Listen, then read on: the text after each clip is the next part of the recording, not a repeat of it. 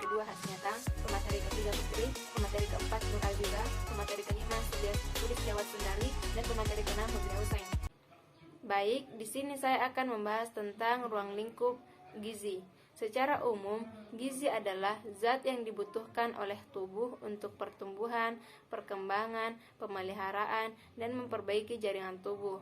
Menurut WHO, gizi adalah mempelajari tentang proses yang terjadi pada organisme hidup untuk mengambil dan mengolah zat-zat padat dan cair dari makanan untuk memelihara kehidupan, pertumbuhan, berfungsinya organ tubuh, dan menghasilkan energi. Sejarah perkembangan gizi di Indonesia. Belanda mendirikan laboratorium kesehatan pada tanggal 15 Januari 1988 di Jakarta. Tujuannya menanggulangi penyakit beri-beri di Indonesia dan Asia. Kemudian pada tahun 1934, lembaga bermula dari tahun 1919. Jensen dan Donat meneliti masalah gondok di Wonosobo. Kemudian, oleh pemerintah Hindia Belanda memfasilitasi pembentukan lembaga Eichmann. Beberapa kegiatannya berupa survei gizi di tahun 1927 sampai 1942 oleh Jensen dan kawan-kawan pada 7 lokasi bertempat di Jawa, Seram, dan Lampung yang bertujuan mengamati pola makan, keadaan gizi, pertanian, dan perekonomian. Lembaga ini juga berhasil melakukan analisis bahan makanan yang sekarang dikenal sebagai Daftar Komposisi Bahan Makanan atau disingkat dengan DKBM. Kemudian, pada tahun 1930, Dehas dan kawan-kawan menemukan defisiensi vitamin A, meneliti tentang CAP atau kurang energi protein. Hingga pada tahun 1950, Lembaga Makanan Rakyat berada di bawah Kementerian Kesehatan Republik Indonesia, diketuai oleh Profesor Purwo Sudarno, pendiri Persagi atau dikenal juga sebagai Bapak Gizi Indonesia.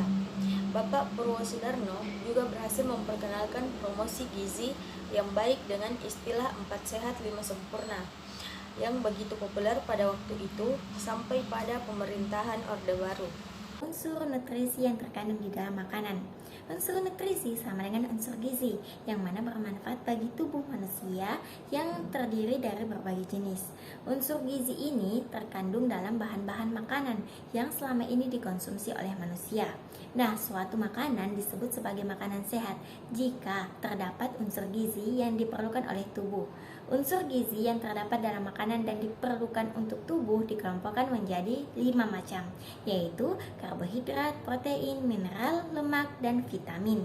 Unsur gizi tersebut memiliki 3 fungsi utama, yaitu yang pertama sebagai penghasil energi, yang kedua pembangun dan perbaikan jaringan yang rusak, dan yang ketiga sebagai pelindung dan pengatur kegiatan tubuh.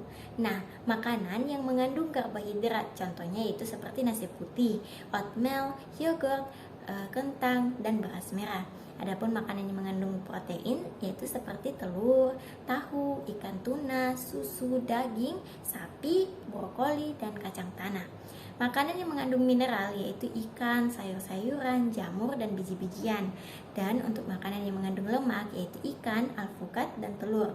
Nah, adapun makanan yang mengandung vitamin yaitu hati ayam, kembang kol, tahu, dan tempe, juga telur. 10 pedoman gizi seimbang. Yang pertama, biasakan mengonsumsi aneka ragam makanan pokok. 2. Batasi konsumsi panganan manis, asin, dan berlemak. 3. Lakukan aktivitas fisik yang cukup dan pertahankan berat badan ideal. 4. Biasakan mengonsumsi lauk pauk yang mengandung protein tinggi. 5. Cuci tangan pakai sabun dengan air mengalir. 6. Biasakan sarapan pagi. 7. Biasakan minum air putih yang cukup dan aman. 8. Banyak makan buah dan sayur. 9. Biasakan membaca label pada kemasan makanan. Dan 10. Syukuri dan nikmati aneka ragam makanan. Permasalahan-permasalahan gizi yang ada di Indonesia. Yang pertama yaitu ada yang dinamakan stunting. Stunting merupakan masalah gizi kronis yang cukup umum di Indonesia. Kondisi ini disebabkan oleh asupan gizi yang kurang dalam waktu yang cukup lama, umumnya karena pemberian makanan yang tidak sesuai dengan kebutuhan gizi. Nah, yang kedua, ada yang dinamakan gizi kurang. Tubuh kurus akibat gizi kurang kerap dinilai lebih baik daripada tubuh gemuk akibat gizi lebih. Padahal, obesitas dan gizi kurang sama-sama berdampak buruk bagi kesehatan. Permasalahan gizi kurang sudah bisa terjadi sejak bayi lahir. Ciri utamanya yakni bayi lahir dengan berat badan lahir rendah atau yang disingkat dengan BBLR. Bayi dikatakan mengalami BBLR bila berat badannya ketika lahir kurang dari 2.500 gram atau 2,5 kg. Nah, yang ketiga ada yang dinamakan dengan obesitas.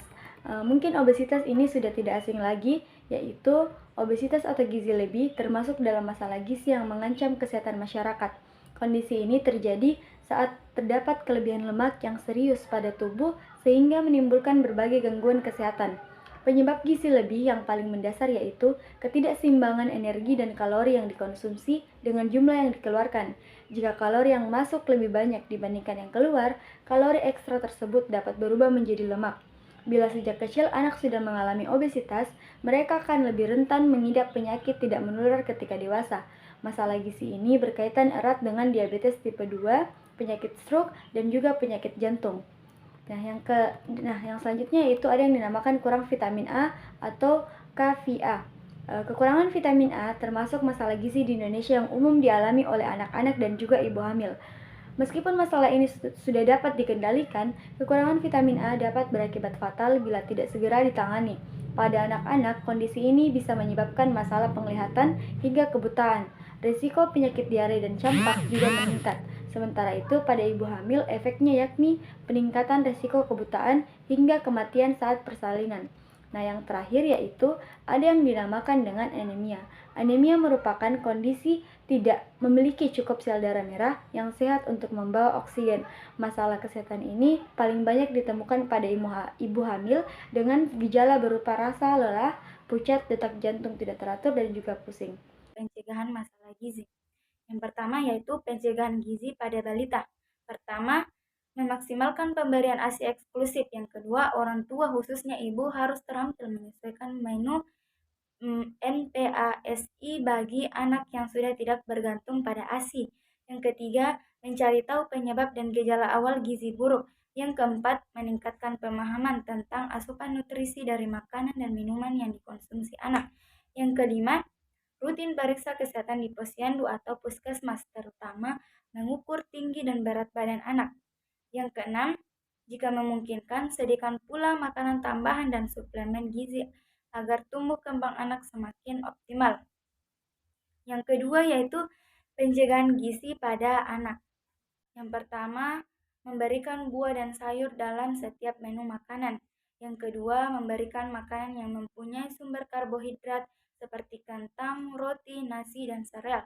Yang ketiga, memberikan makanan yang mempunyai sumber protein seperti daging, telur, ikan, dan kacang-kacangan. Yang keempat, memberikan asupan vitamin dari susu dan produk turunannya. Yang ketiga yaitu pencegahan gizi pada remaja.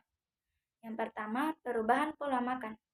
Kunci awal dalam mengatasi remaja kurang gizi adalah dengan memberikan pilihan makanan kaya nutrisi setiap harinya. Dokter atau ahli gizi biasanya akan merekomendasikan perubahan pola makan yang sesuai dengan kondisi anak. Misalnya, seperti menambahkan sumber makanan kaya karbohidrat, protein, lemak sehat, vitamin, serta mineral. Yang kedua, pemberian suplemen.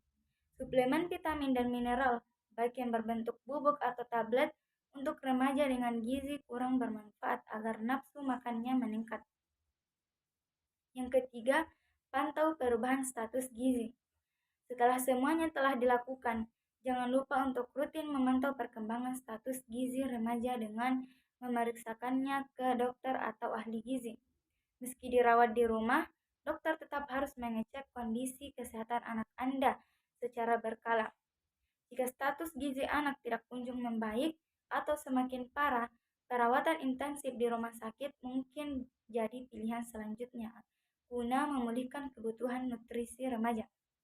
Makanan dan minuman diantarkan melalui selang infus dan tabung nasogastrik akan membantu anak menerima makanan dengan lebih mudah. Yang keempat yaitu pencegahan gizi pada orang dewasa. Yang pertama, makan makanan yang lengkap mengandung kalori serta bergizi, bukan hanya tinggi kalori saja. Yang kedua, makan sedikit-sedikit tapi sering. Yang ketiga, makan snack di antara waktu makan besar. Yang keempat, minum minuman yang juga mengandung kalori.